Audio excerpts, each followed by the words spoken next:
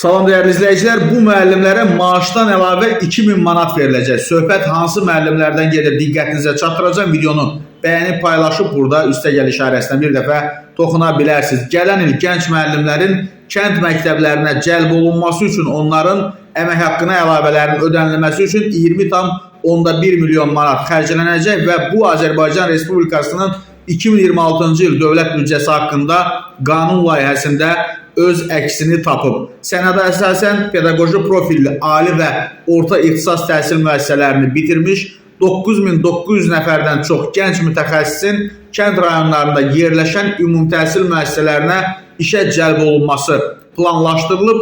Vəsait onların stimullaşdırılması məqsədi ilə yol əmlakın daşınması üçün nəqliyyat, ilkin yaşayış şəraitinin yaradılması, kommunal xidmətləri və kirayə haqqına yönəldiləcək. Hesablamalar göstərir ki, kənd məktəblərindəki vakansiyaları seçəcək hər bir müəllim orta hesabla maaşından əlavə il ərzində təxminən 2000 manat alacaq. Yəni, təxminən hər ay 200 manat əlavə.